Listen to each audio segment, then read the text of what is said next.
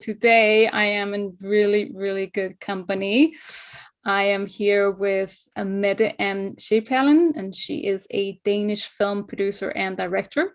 She's the owner of production company Magma Film and TV and the former film festival director at the BUFF Malmo Film Festival.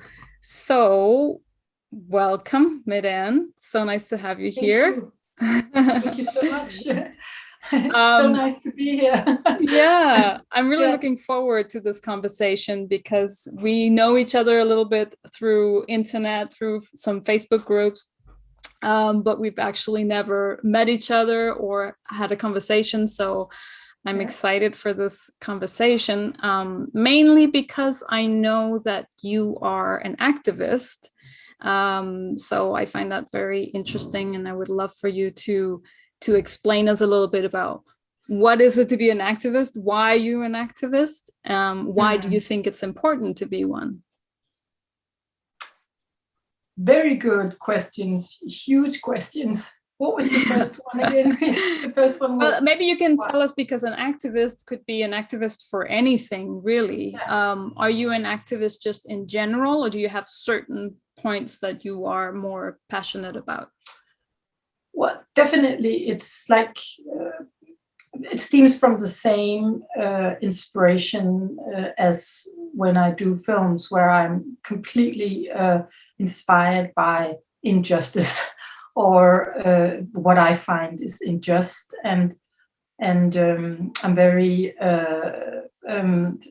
occupied with human rights also, and with equality in the world.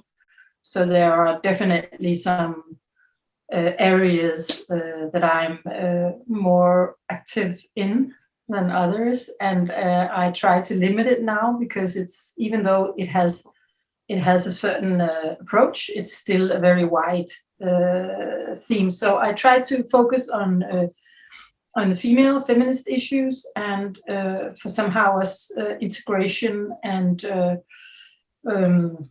multiple societies, as I think I will call them by now, and how they could function. I'm very engaged in that, and find that the hugest, apart from the climate, I find that the success of a multiple society is the largest challenge that we have in the world right now.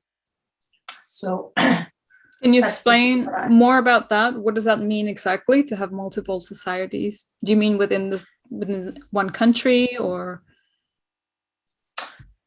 To me, countries now seem more and more irrelevant, because on the internet, like right now, it doesn't really matter where you are, you're connected, no matter where you are and what you do. And I'm also connected and have friends that I feel really close to, who are Arabs or living in Egypt, and I've done a lot of work in the Middle East as well. And so I have this urge to approach the world with a non-exclusive attitude, I could say, because I find that it's the separation and exclusion of people that causes the hugest problems, and all this energy that we spend on creating problems, because we, for some reason, have difficulties living with differences amongst people. We could spend on making it work instead. It's very fundamental, actually. It's for me, it's quite simple in a way, but yeah, it isn't in real life. It's very complicated, unfortunately. So yeah, that's my struggle. That makes me think about when people talk about culture. I find it so interesting, because culture, what is culture really? Where does it come from? When did it start? I mean, we talk about, we could say we have a Danish culture, right? So what does that really mean? When did that culture start? I could also talk about a Spanish culture, but the Spanish culture is heavily influenced by the Arab culture, especially in the South. So there are many of the things that we call Spanish culture today that is actually originated in the Arab culture or from the Roman culture. And also we can talk about Danish Christmas traditions being part of the Danish culture. Okay, but what about before Christianity? What about when we were Vikings? So all of a sudden being a Viking is not part of our culture. And so that's why I find culture such a complex theme. And when people refer to it as something that they're kind of afraid they're going to lose, exactly. I always say, but we have lost our cultures throughout the history of humanity constantly, and it has evolved and changed and being influenced by others, right? So don't you think that's something that many people are kind of using as an argument for Definitely. for not wanting to have other people integrated into their society? They're kind of afraid to lose their own identity and culture, when actually you should just kind of embrace it and say, change is something that will always... It's easily said, and it's very difficultly done, because of course it's not, everything is not relative when it comes to this, because there are some parts of cultures that you can accept as a person, and there are parts of other cultures that I cannot accept even, because it's not relative. I mean, when we talk about women's rights, for instance, of course, there's a lot of culture in the Arab world that really challenge me when I approach it, and I have to really be how can you say, to put aside some opinions that I have, for instance, against how you dress as a woman and all this, if I need to interact with people like that. And so I guess for me, it's fundamentally a lot about this culture being very shy of conflicts and very afraid of differences. And that is, I see that amongst sexes as well. Men and women, we are very different, and that's nice in a way, but it's also creating a lot of problems that we haven't really figured out how to work with or how to deal with that in a constructive way. For sure, I haven't either myself, but I struggle with every day to try and reflect upon these things and see how we can try to both be able to engage in things that are very different from who we are and what we stand for, and also not lose ourselves, not compromise basic beliefs that we have, because culture and identity are also, for me, two very coherent things. And if I should just, everything is good, you can do like this, you can be dressing like that and hiding, and of course I'm talking about the scarf and things, and of course I accept it, but I don't agree with it, actually. So, but it's taken me a long time to sort of be okay with that, because for a long time I was like, it doesn't matter. It's in Danish I said I talk around it. I don't. You kind of avoid it. Yeah. And of course I do that because it's noisome to only talk about that when you are in a context with different cultures. But I sometimes try to also talk about it because I do not agree. I mean, that's I respect the person's choice to be able to do that if the person wants to, but I definitely don't agree on the premise of why that is necessary. So things are not easy. So that's a yes and a no at the same time. How do we do that? I don't even know how I do that, because in a way I offend people when I state my point. That's not my intention, but my intention is to make clear what I stand for, and that is not everything. It's very philosophical, but it's just to say that in a way it's very simple, and at the same time when you practice it, it's really difficult, but it only counts if you practice. Now I remember you asked me about why I more and more consider myself as both a filmmaker and an activist, and that is why we can go. I do that because I can go around and think that I do all the right things and I make films that I feel should make a difference and be important.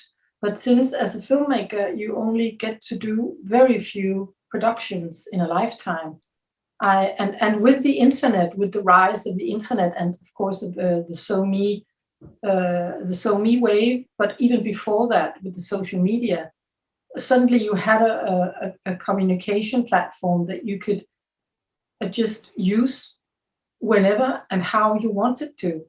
Yeah. Before I was an active politically, and when it comes to gender issues, I was very active within the board of Danish directors, which is the board behind the Association of Danish Film Directors, and this it's an organization. So when you need to address issues and when you need to discuss problems there, you discuss it in the board context first, and you sort of try to find an agreement more or less on what should we stand for as an organization. And I was part of that was active in the board for almost 10 years, and at the same time I had this job in Sweden as head of a film festival, where you also have sort of a representative identity. And some years ago, I just needed to break free of these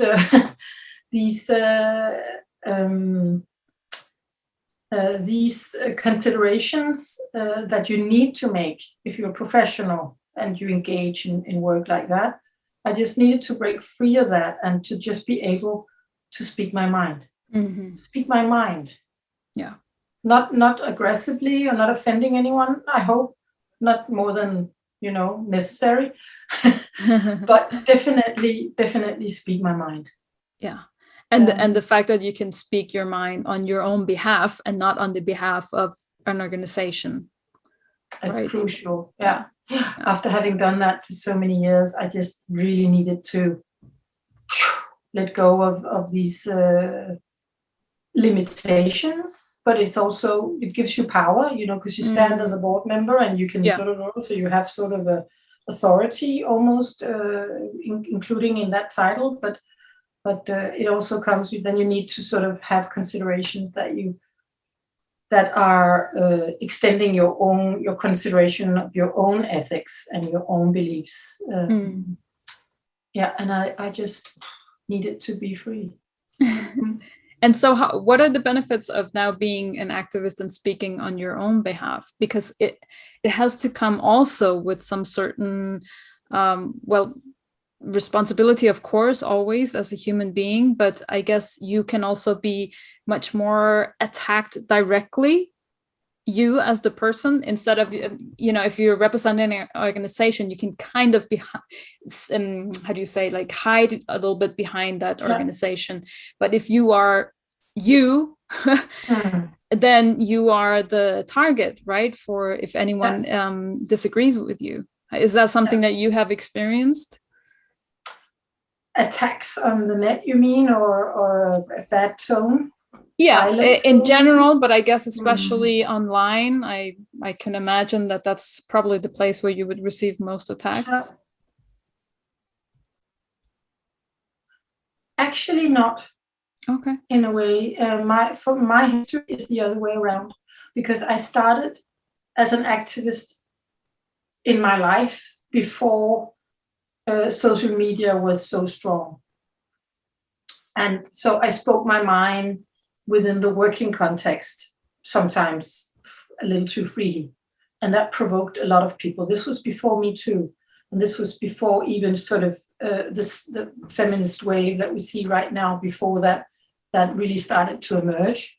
Before that, I was walking around, for instance, at film school. I was counting how many people are making the decisions at the film school and what gender do they have. And that was like 100% men who made the decisions and who were sort of the executive and the directors and the board. This is a film school. This is where people in the future look up to the organization and should see what, something reflected that reflects the future. but it was only old men, and it was only, they were almost all of them plus 60. And so when there were directors meetings at the film school, all these lovely elderly men, wise elderly, but men, left the departments, and all the women doing all the work, the secretaries and the producers, and calling and doing all the planning and doing all the talking with the students, and were left to do the work. Yeah. And everywhere I go, I see these in Denmark. In Denmark, we're so far behind, you wouldn't believe it. You know it, because you also see now a lot of what we talk about. And people don't see it. It's like we have these, I normally I say it's changed now, and actually there's coming to a new head of the film school. There's a woman now coming. It's the second one, actually. Okay. So things are changing, but in my lifetime, it was very male dominated, and I started to rebel in my daily life, because that's my nature. I just don't like to, be in circumstances where I find injustice or inequality. So I rebelled, and that really provoked people, and it provoked definitely the person that I worked with at the Danish Film School, because I was fired, and I was fired on grounds that were not a firing reason, you can say. So it got nasty. Some personal cases are nasty because it gets personal, and I didn't know what was going on. I was sort of frozen out, and it was very manipulative and very, very unpleasant to be in. And this was, thank God, this was many years ago, and so I didn't know what was going on. But when I look back now at it, I was definitely too much noise, in this cozy little plus 60 white male bubble. And I didn't even realize it, because I thought, I'm right, so how can people think that is wrong to mention? Mm-hmm. But they do. Yeah. Don't kid yourself. They do. Yeah. They hate it. That's my experience, at least. Yeah. So anyway, that brought me, of course, some trouble, because it's a very little business in Denmark. The film industry is very small, and it has brought me a lot of trouble. But now, as I'm getting older, I don't care anymore. Nothing can really rock my boat. In a way, and people can even say nasty things, and I either reply them, or if it's so me, I reply, or I reply and block. I say, okay, if you talk to me like that, you're not part of my conversation. Block. I have to block you. I always say it when I do it, but I do it. And so I just, because it feels nice, when if you have a bug sitting here on your shoulder and you can feel it biting you, and it's really uncomfortable to have it there, you also go, get away. Yeah. And I do the same. Of course, if I have a solid discussion with someone digitally, and it's a competent discussion where we're just disagreeing about things, I could never dream of, this I find productive, actually. And I see more and more, if I try to go into this with an appealing approach, it's just very difficult, because I'm not skilled in rhetorics or anything. But if you go into a dialogue that is critical, and you stand for another view than the person you're talking to, it's very difficult not to become personal. But I really try to be very aware to represent opposition and decency. Mm-hmm. So I'm really strict with that with myself. And sometimes I write, and I believe it. Of course. But that's a good exercise. I do the same. You need to get it out first, and then let's start again. Exactly. A lot of people should do that. Yeah. You can write a letter that is really nasty, but you should never send it. Yeah. I mean, I definitely think that in the past couple of years, I've noticed how the tone is getting worse and worse, especially online, obviously. And it seems very easy for people to hide behind the screen. You see things written out online that a person would never say to someone else in person, you know, especially if you don't know each other. So it seems as if nowadays it's just okay, it's normalized to be able to say anything, really, even to strangers. And I think, like you say, it would be much more productive if we could just have a decent dialogue. We don't all have to agree. It's actually very interesting and enlightening to hear certain other points of view, you know, and you know, you might even change your mind and sometimes and that's probably what's missing in the dialogue, especially when we're talking about gender issues. I don't know how you experience that, but I feel that it's as if you're in competition, right? So it's as if women are in competition with men, when really you know, we should all be wanting this change. We should all be for equality. How is it possible that someone is not for equality? That's because you want to keep all the power and the money to yourself.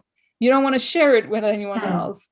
But it's not for you to take. It's for everyone to have. And so I think a lot of men don't realize that bringing equal opportunities, salaries, everything to women is something that's going to benefit the entire society. It's even going to benefit them as well.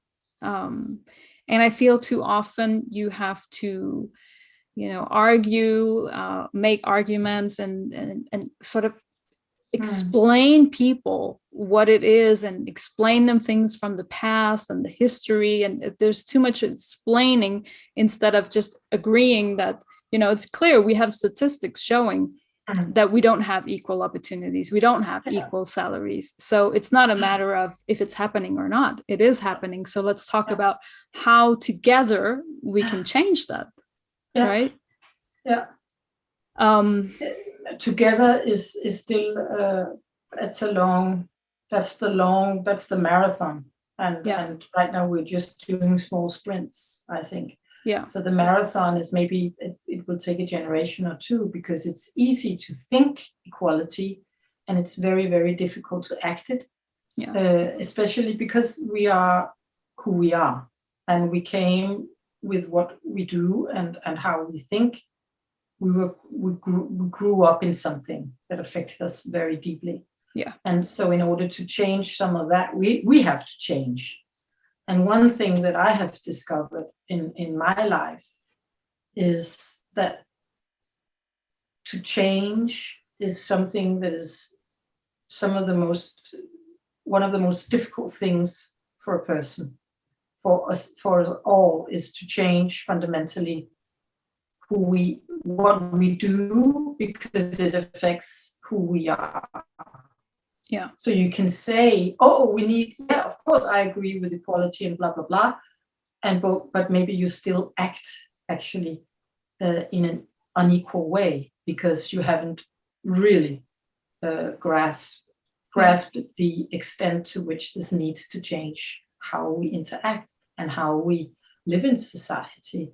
And because so many elements, when people say it's so complex, it doesn't mean it's difficult to understand, really. The complexity is not difficult to understand. It's not a rocket science sort of difficult mathematic thing. It's complex because it's a lot of things, and everything in that complexity needs to be revisioned and maybe changed, you know. It's like okay, so a lot of, but then they say, okay, a lot of women are now accepted into the film schools, and so they when they come out, there's not 50-50 when we talk about directors, but there are more women now, so it should be sort of 60-40 or 70-30 who starts to produce films, but then you have the issue of quality and perspective and necessity. what stories do women want to tell?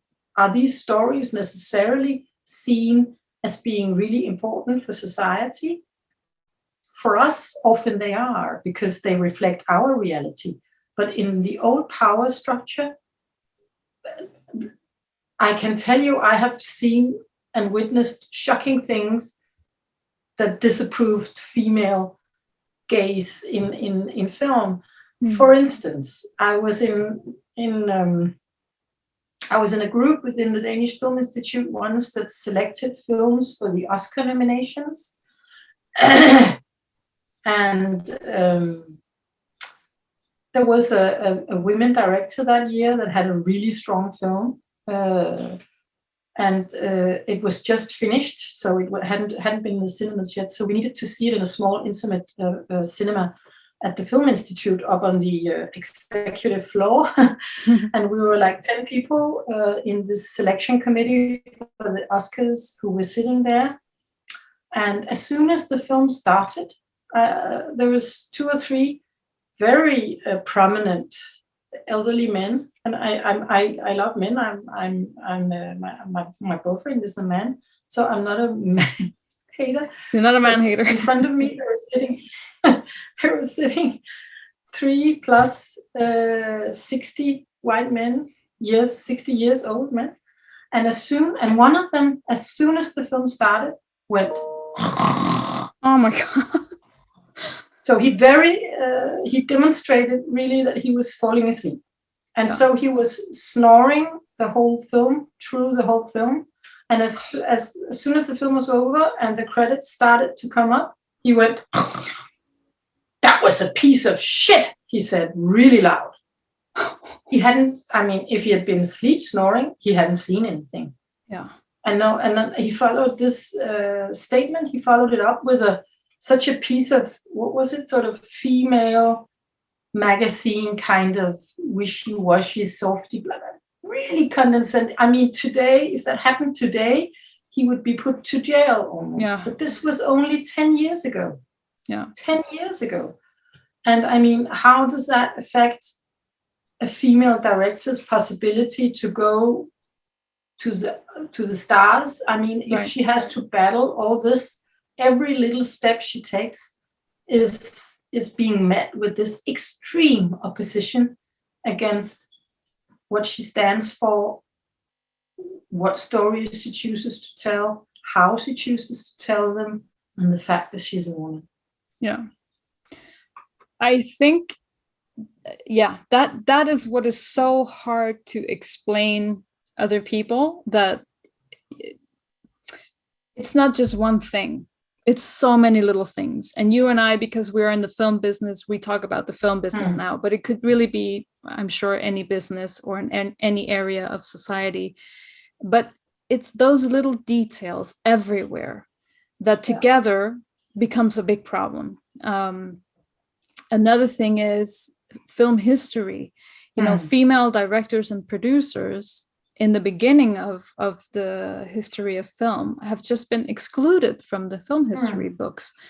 So, I've been fortunate enough to talk to and have several conversations with a director that's called Pamela Green, who made a documentary film about Alice Guy Blatte, who is a French filmmaker and who was one of the first film directors ever, and went on to become a film producer and have her own production company and has done so many films, and nobody knows her. And I knew about her for the first, it's called Be Natural, and I can only recommend it. It's amazing. And it really explains you that here there is a big gap that we don't know about in the film history, that nobody cared to write about her, because film history books at the time were being written by men, and there were male journalists. Actually, it wasn't so common even for women to have a job at the time. So what she did was pretty extraordinary, but she's not the only one. There were other film directors as well, female film directors.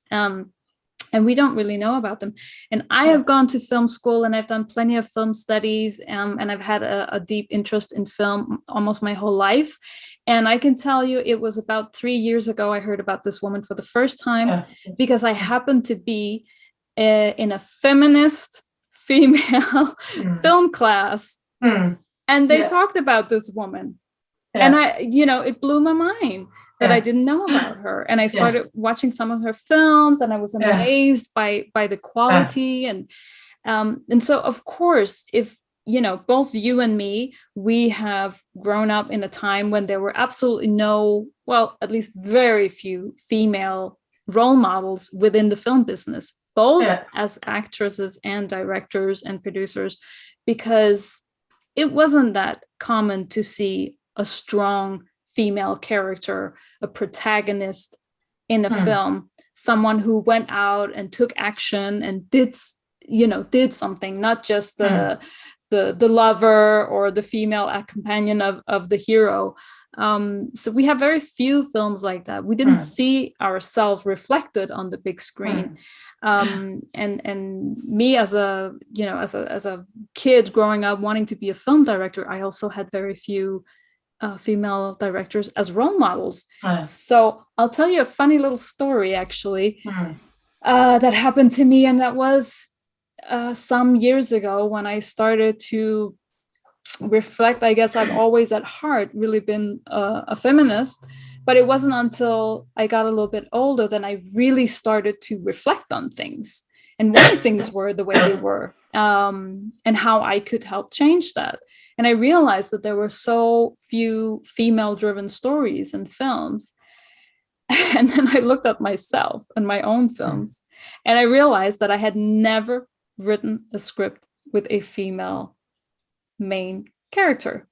And it was shocking. And I thought, oh my God. And I just went through my film like, oh my God. Whenever I want to write a story, I begin with he, blah, blah, blah, blah, blah. And I made a conscious choice, and that was, I'm going to start writing about women because it makes no sense. And I realized that the reason why I was writing about men is because that's what that's what I had looked at my whole childhood, and growing up. It was I was attracted to, of course, like we all are, interesting, strong characters. They go out in the world, they take action, they save the world. I mean, those are the people that you look up to. So those are the ones that you're copying. And so when you're telling your stories, you're kind of copying that. Anyways, it's just those little details. And now what you're telling about the older men who are in control, who are in power, who are deciding what stories go out. We can already see now, in the past, I would say like very few years, 2-3 years, we're starting to see more diverse films coming out. We're seeing more female protagonists, female-driven stories, and there is a true interest in them, because let's face it, 50% of the population of Earth is actually female. So, there is actually an interest in these films. And so I think we are in the moment of transition, which is a hard time, because there's a lot of us who really want change to happen right away. And it does take time, I think.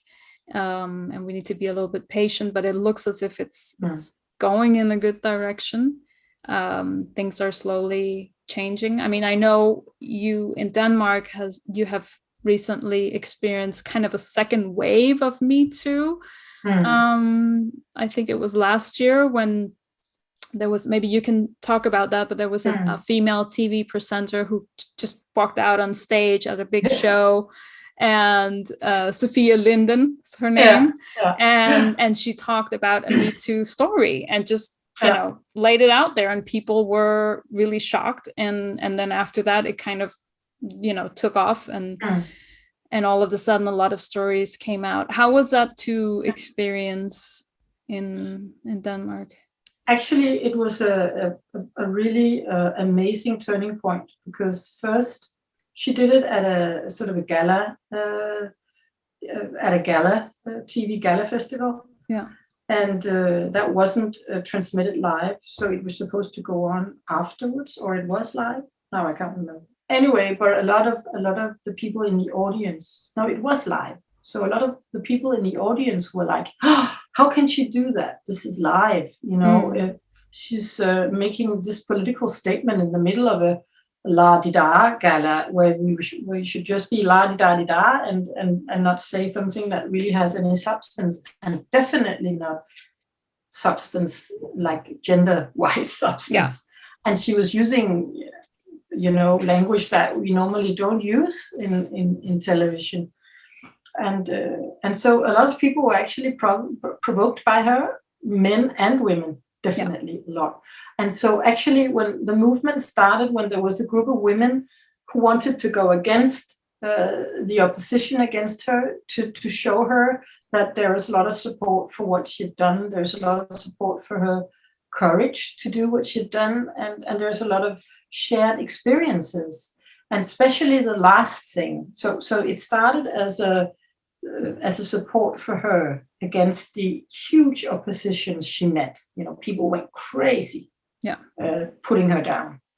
And then there was formed this group where you could send your mail to support her, and that group just exploded. So there was a lot, but that was the silent people. They didn't really react when it happened. So it came in the week after, and so she got a lot of support from that group.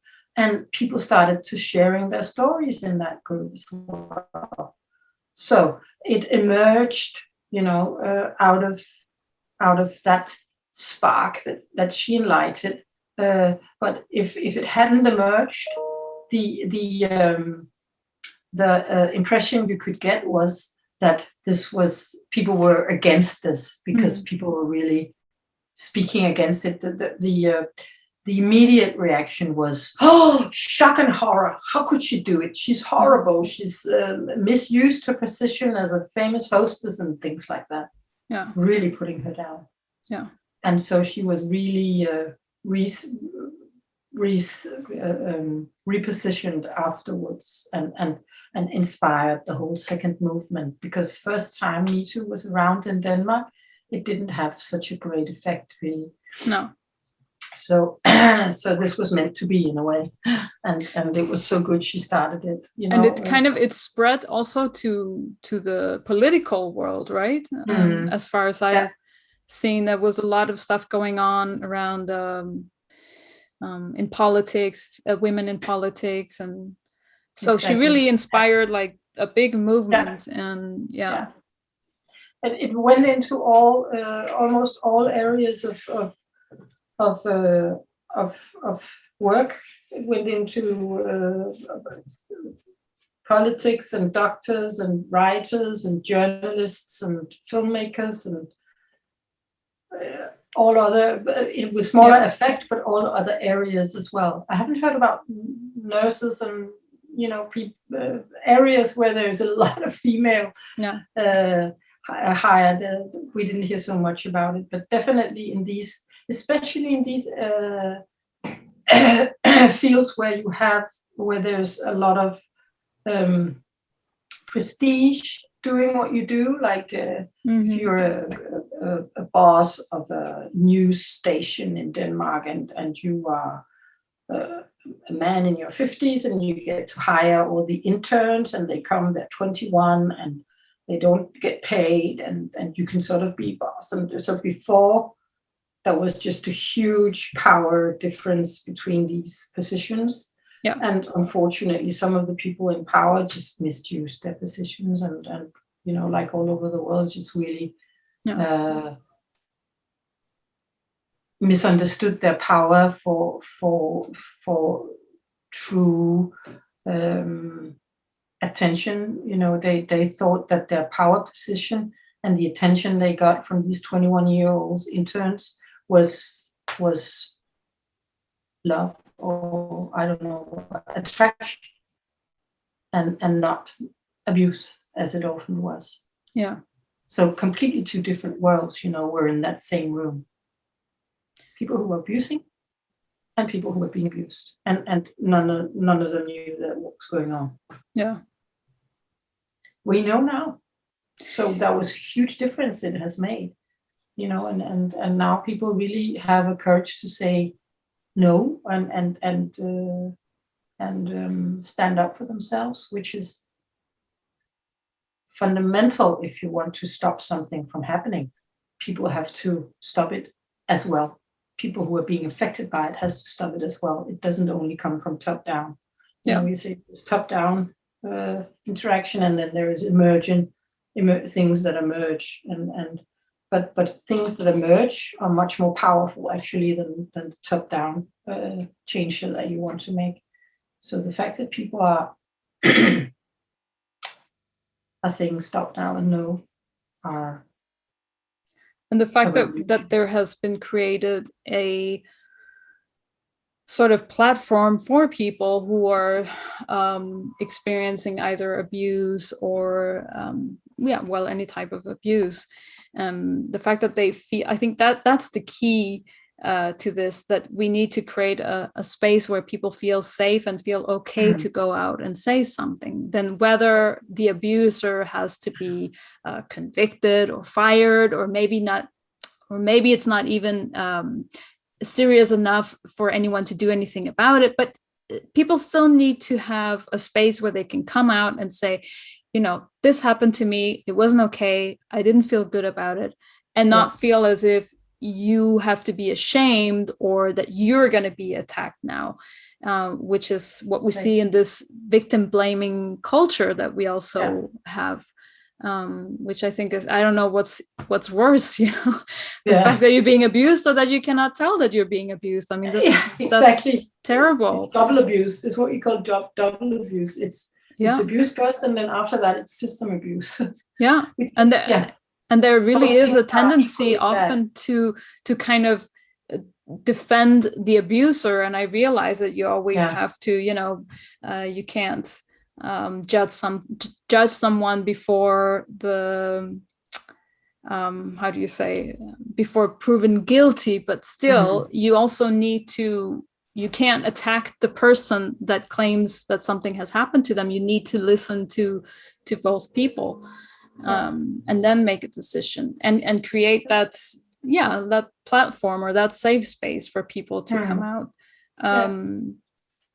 And I do very much relate to how we're often, I mean, most of us are raised to be nice and good people and be polite and not to create any big fuss. I can actually very much relate to especially younger people and women who have suffered any kind of abuse or any type of Me Too situation, because it's very hard to go and you know, tell your bosses, or maybe it is your boss who abused you, so it's very hard to speak up and go against the tide. It is, and the repercussion you can see is, unfortunately, it's very real, because there's a lot of anger if a person is being let down or who meets a no. There's a lot of active opposition then taking place, trying to, you know, like Sophia Linde said, that the threat to her was, if she didn't, I think she said, if you don't suck my dick, I'm gonna make your career impossible. Yeah, exactly. So I mean, and so she said no, and she succeeded in her career anyway. But I can tell you, to her number, it's like 50.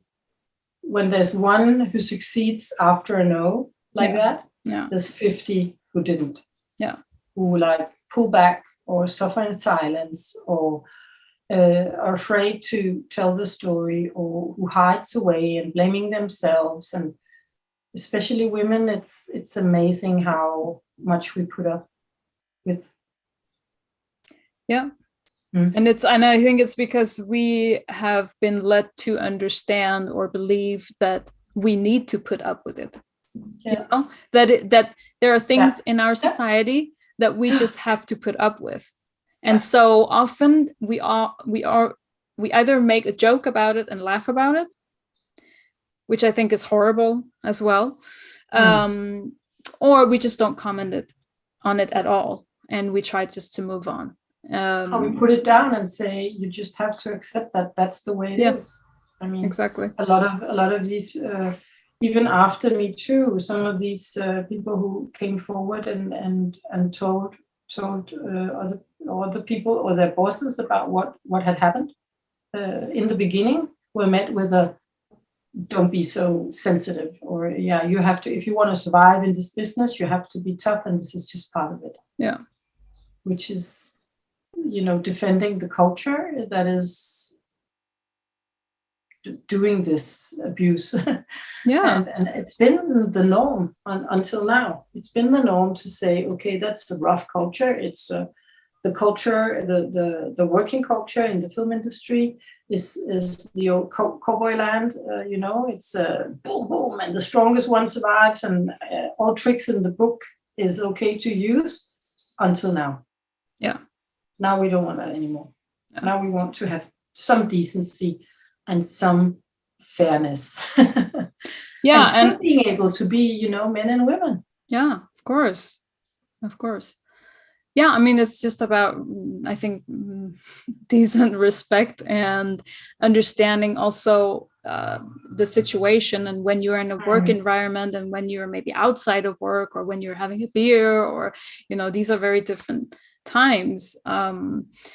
And also for men to understand that it's not, I mean, I hear often men saying, oh, but come on, it's just a compliment. What do you mean? And it's not such a big deal. And, it's not like I raped someone, or no, but you want to be respected for your work, and you don't want to be put in a situation where you feel like you're being ridiculed or put down. Or I can tell you that I had an experience myself when I was working as a first assistant director on a short film, and we were supposed to go far out of the city with the whole film crew and stay for a weekend in a house where we were going to film outside, but we're all staying in one house. And so the day before we went, the director sent me a long email. The director was 60 something, and I was probably around 28 or 29. And he sent me a long email telling me all about his feelings and how in love he was with me. I knew his wife. He knew that I had a boyfriend. And I read the email and I cried out of anger. Because I realized that this guy had chosen me for the job because of the photo he had seen and not of my resume. And I was so very proud when I was selected for this job. I took great pride in the job, and I, worked hard, and it was in my early years of coming here to Barcelona, where I live today. And so it was a struggle for me to get into the business and meet people. And so this was my first real thing. And so to get this email where this man, obviously nothing was going to happen between us, but still he wanted to tell me that he was madly in love with me. And I don't know what he wanted out of that. It didn't make any sense, but it was the most uncomfortable situation because I had to go there and sleep next to the man in this house. It was not even like we were going to go on a normal shoot and afterwards we go home. No, I was on a weekend trip with this man and the whole film crew. And at the time I, wrote him an email back and told him that obviously it was not returned. His feelings were not returned. And that I was actually very, very upset about this email. And I thought it was completely out of, it was completely wrong of him to send that email. And I said, I am going to go tomorrow, but you should know I'm only going because I don't want to let down the crew. Otherwise, I would have stepped out because I don't find this comfortable at all. And I told him, please do not ever mention this again to me. Don't talk to me about this. This is a strict work relationship we have, you and me. And I would appreciate that you honor that. And so that's what happened. And when I think back about that, now much older, and I, about these Me Too situations that you hear, and a lot of people have a tendency to say, oh, but why didn't you just walk away? Why did you accept it? Especially to actresses, no? You know what? Because it's really hard to walk away from a crew. Yeah. It's very hard because, making films or whatever you're doing, you work hard for something, and you're a team, and you have people gathered together, and you know that walking away would let down a lot of people, not just the director. Screw the director. It's all the other people that you're letting down, and you don't want to do that. You don't want to be the reason, and you don't think that, no, he's the reason. He should have acted differently. You take that blame on you and that responsibility on you, and you say, I don't want to be the reason for this production shutting down. That's a huge responsibility. And so that my story is just a little story, nothing compared to what other people have experienced, but it's still an experience that I think back on, and I can relate more to what some people go through in the film business. And I think those situations, a lot of men do not understand, and they don't see as such a big deal, but it is a big deal. Yeah. It makes you feel vulnerable as a person, as a woman, and as a person, because you have a working relationship, and you really want to both do well, both the crew, but also for yourself and for the film. And you want to be judged on your abilities and not on your sex, because it's a job. And so suddenly it's a whole other terms of issues that you never agreed to, So that's not fair. And you said this, no matter what you do, you're going to find yourself in a difficult position. If you say yes, it's going to be difficult. And you, especially if you don't have feelings for this person. Yeah. And if you say no, it's going to be difficult as well. So, it's like a no-win situation for a woman. It's so unfair, and it's so unequal. Yeah. And it's definitely an abuse of power on his behalf. And there's been so many free riders on this, and it's been accepted. That's just and accepted in the culture, because people always said that's the culture in the movie. Yeah, that's how it is. Just accept. And look at all these people who just, there was a system around them supporting this abuse. I mean, rape, for Christ's sake. Yeah. So in small terms, I think we have all met this, and we have all been facing this dilemma of, if I say no, thank you, maybe my career is over. Yeah. Definitely my cooperation with this person is over for good. But, like, have you read the book, The Club, the Swedish book about the Academy's abuse, the person who was abusing up-and-coming women artists there? No. He even, if some women said no to him, and this is what we face, this is the challenge that we face, he made it miserable for them to try and keep working. He was calling universities where they applied and warning the universities against these women who had put him down, and he was bad talking them behind their back, and making them sound like psychologically like they were insane, and things like that. And there was just so many of these people in this investigation. It's a brilliant book. You should read it. It's shocking. Okay, the whole Swedish Academy went down. It's one of the finest institutions in the world, for crying out loud. They hand out the Nobel Prize. Yeah, wow. And within these circles, there was just an abuser who was malicious to an extent that we cannot understand.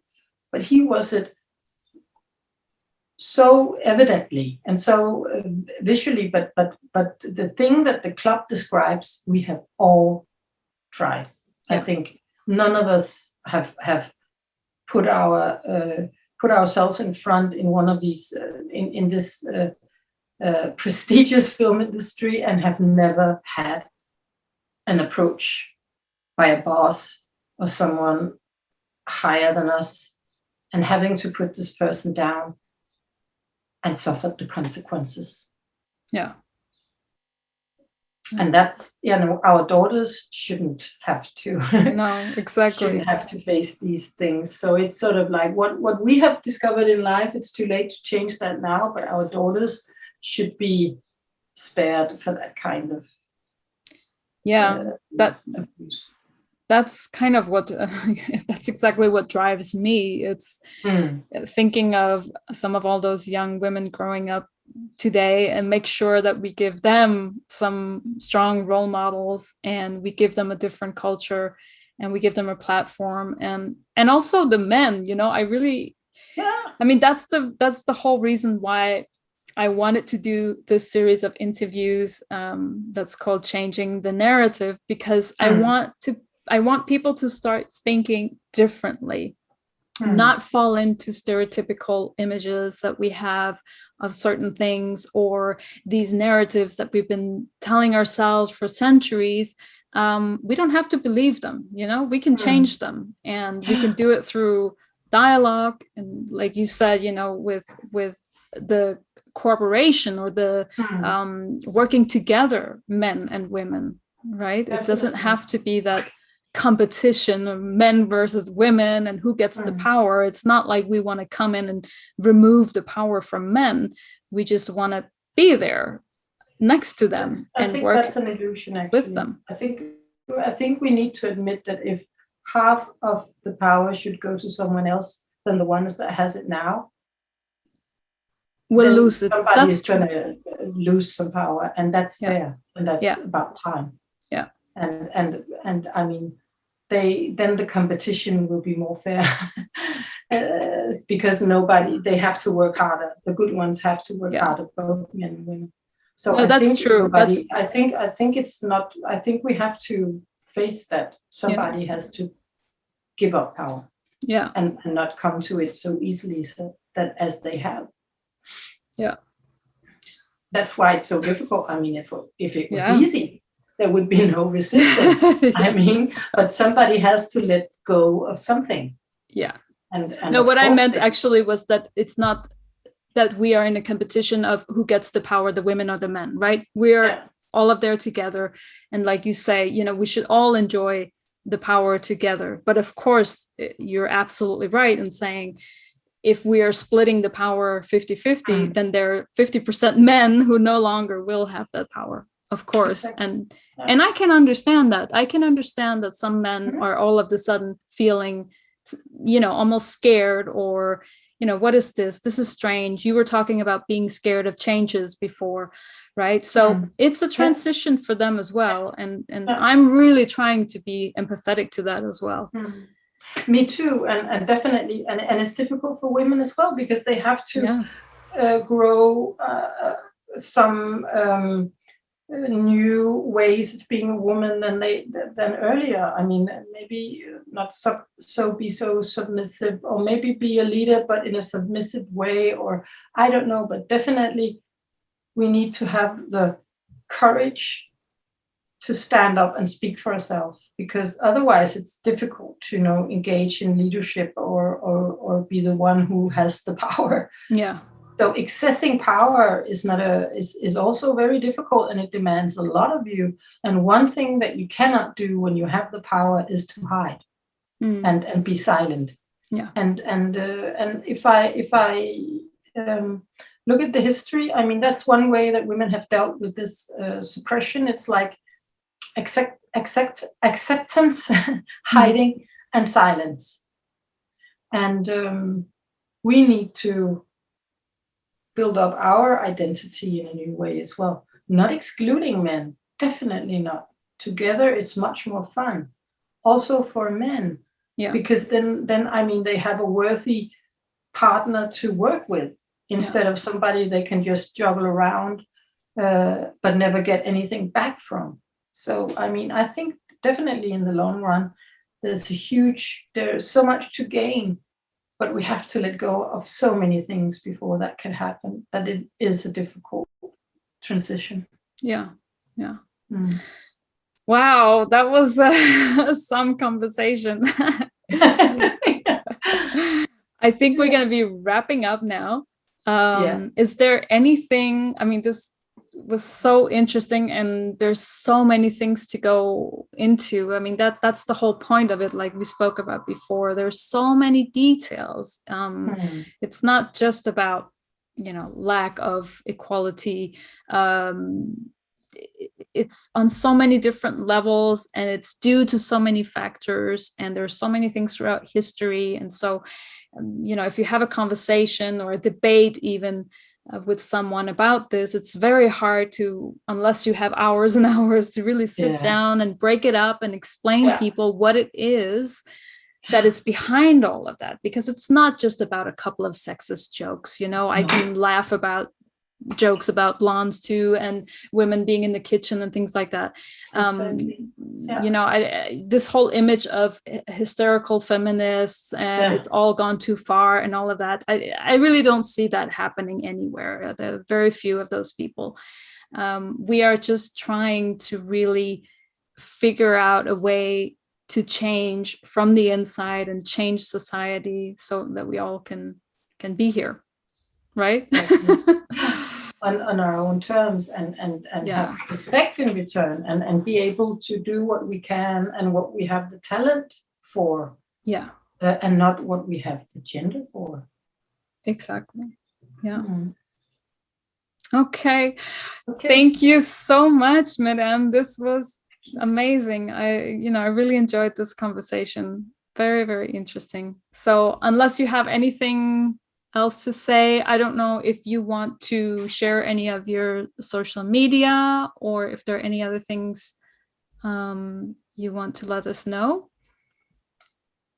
Not really, no. I'm just on everywhere with my own name, so you're easy to find. If if anyone is more interested in your activism and your work. Great. All right, thank you very much. Great to be here. Great to talk to you. Thank you. Take care. Take care. Bye.